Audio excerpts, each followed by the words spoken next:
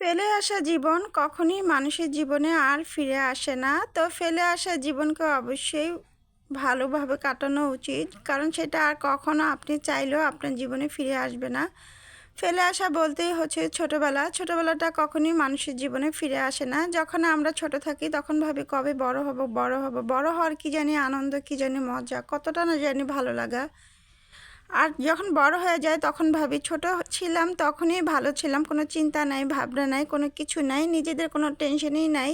বাবা মা ফ্যামিলিতে যারা থাকে তাদেরই টেনশন থাকে, কোনো বিন্দাসভাবে ঘোরাফেরা, খাওয়া দাওয়া, স্কুল কলেজ যার যেটা কাজ সেটাই করা যায়, নিজের কোনো টেনশনই থাকে না। একটা বয়স হয়ে গেলে দেখা যায় নিজের অটোমেটিকলি টেনশন, চিন্তা ভাবনা সব কিছুই নিজের হয়ে যায়, তখন সেটার ভাগিদার কিন্তু আর কেউই থাকে না।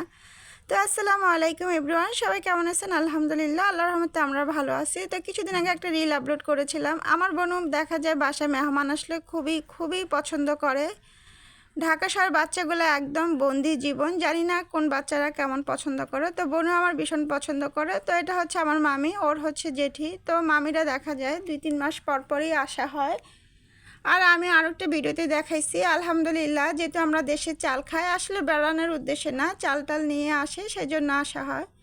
তো বোনও দেখা যায় ওদের সাথে খুবই ভালোভাবে মিশে যায়, এতটাই মিশে যায় যে ওরা গেলে সেই 2-3 ঘন্টা তার কান্নাকাটি, মন খারাপ এগুলা চলতেই থাকে। ছোটোবেলাতে আরও হতো, দেখা যেত ব্যাগ লুকিয়ে রাখতো, জুতা লুকিয়ে রাখতো, মামির বোরকা লুকিয়ে রাখতো, তাদেরকে যেতে দিতেই চাইতো না।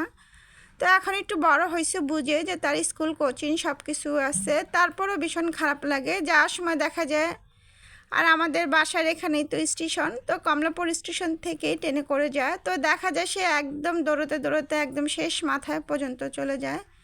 তো আসলে এটাও জীবনের একটা স্মৃতি। বড় হয়ে গেলে হয়তো এগুলো মনেই থাকে না মানুষের, এগুলো আসলে মনে থাকারও কথা না। ওই যে বললাম, নিজের একটা জীবন হয়ে যায় আলাদা, আলাদা একটা দায়িত্ব, সব কিছু নিয়ে, পড়াশোনা, চাকরি বাকরি, যে যেটা করে সেটা নিয়েই। তো এগুলো জীবন আর কখনো চাইলেও ফিরে আসে না, এটাই বাস্তবতা, এটাই নিয়ম। এভাবেই দুনিয়া চলতেছে, মানুষ চলতেছে, আমরাও চলতেছি, এভাবেই দিন দিন যুগ যুগ চলে যাবে মানুষের। তো এই জন্য ছোটোবেলা বাচ্চাদেরকে অবশ্যই খেলাধুলা, তারপরে দাদার বাড়ি, নানা বাড়ি, সবার সাথে, ফ্যামিলিদের সাথে ভালোভাবে মিশতে দেওয়া, এটা কিন্তু অবশ্যই গার্জিয়ানদেরই কাজ। আপনার বাচ্চাদেরকে এই বয়সে যেটা শেখাবেন সেটাই শিখবে। ওদেরও একসময় দেখা যায় ওদেরও লাইফটা তখন সেভাবেই কাটবে, কারণ প্রধান শিক্ষা হচ্ছে তার ফ্যামিলির কাছ থেকে। তো এই জন্য দেখা যায় যখন চলে যায় তার মন ভীষণ খারাপ থাকে, কারণ মানুষের জীবনটা কখন এতটাই ছোট। কারণ আপনি যখন 20-25 বছর বয়স হয়ে যাবে তখন চাইলেও কিন্তু আপনি 10 বছরে আর ফিরে যেতে পারবেন না। তো এই জন্য সময়টাকে আসলে সেভাবে উপভোগ করা উচিত, বাচ্চাদেরকে সেভাবে গাইডলাইন দিয়ে চালানো উচিত।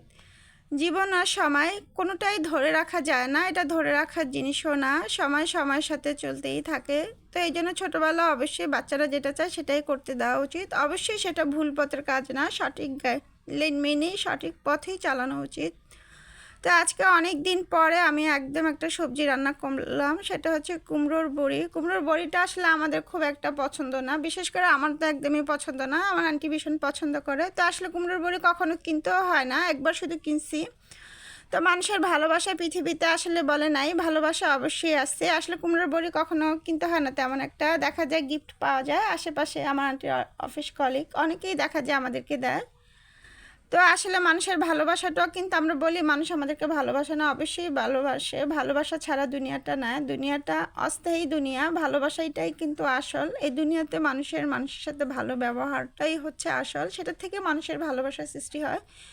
একজন আরেকজনের প্রতি মায়া, ভালোবাসা সব কিছুই জন্মায়। তো এটা হচ্ছে সন্ধ্যাবেলা। তো আগে তো মানুষ টিভি ছেড়েই উঠতো না, এখন টিভিতে দেখার কিছুই নাই, একমাত্র জি বাংলা। বাচ্চারাও দেখা যায় মোবাইল, কম্পিউটার, পড়াশোনা নিয়ে এতটাই ব্যস্ত থাকে, টিভি দেখাই হয় না। আমার বোনও হঠাৎ করে কেন জানি টিভির প্রতি একটা আসক্ত হয়ে গেছে, সে সন্ধ্যা হলেই টিভি দেখতে চায়। তা আমরা তাকে খুবই বকাবকি করি, কারণ পড়ার সময় সে পড়তে বসে, সে বল খেলবে, তার দুষ্টামি শেষ নাই।